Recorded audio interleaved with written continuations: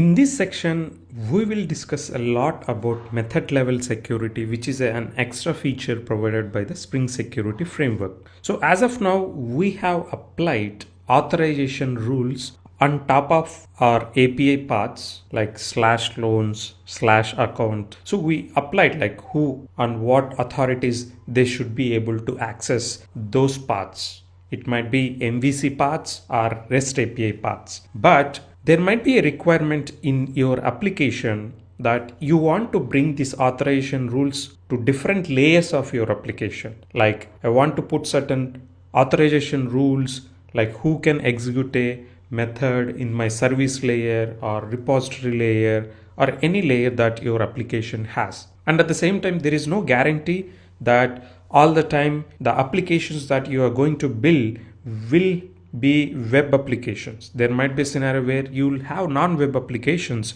where you will not have any API paths or MVC paths to configure authorization rules. For all such scenarios, method level security is the answer from Spring Security. So this feature will help us in implementing authorization rules on top of methods inside our application.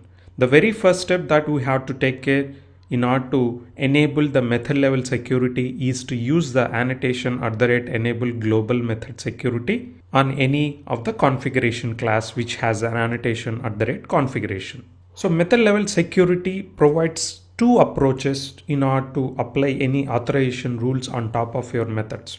One is invocation authorization, like based upon the rules that you configured, the Spring Security Framework will decide whether this method has to be invoked or not. If there are any issues based upon the configurations like a certain user or certain condition is not satisfying, then the method invocation will be stopped and a forbidden error will be sent back to the user. And at the same time, we also have another approach which is filtering authorization.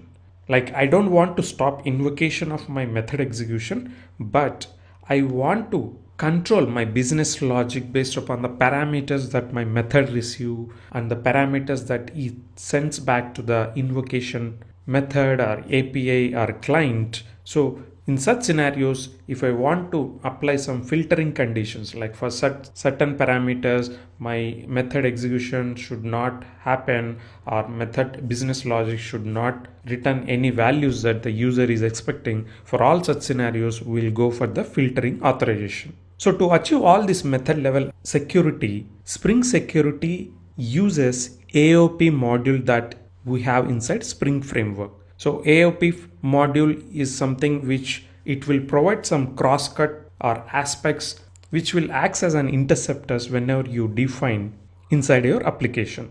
So whenever we configure method level security inside our method, so Spring Security Framework will leverage this AOP module and have interceptors to intercept our method invocation to decide whether the authorization rules configured is satisfied or not. And all these method level configurations like authorization rules can be configured by using the following three ways. The most famous way is like by using the annotations pre-authorize and post-authorize. And at the same time, we also have another annotations from Java frameworks like @secured and @roles allowed. But compared to pre-authorize and post-authorize, @secured and @role allowed are less powerful because they have certain limitations compared to pre-authorize and post-authorize. Due to that reason, lot of people and lot of applications, they are using pre-authorize and post-authorize inside their code. But at the same time, we can't go ahead and use them directly inside our application, these annotations. So whenever you are using enable global method security annotation inside your configuration class, you have to enable them by passing these three parameters like pre-post enable is equal to true, secured enable is equal to true, and JSR 250 enabled is equal to true. If any of these three parameters is missing inside your enable global method security, by default that annotation you cannot use and Spring Security Framework will throw an error. So now we have a basic understanding on what this method level security inside Spring Security Framework. Let's try to understand in detail about invocation authorization rules, how we can apply authorization rules during method invocation in the next video. Thank you and bye.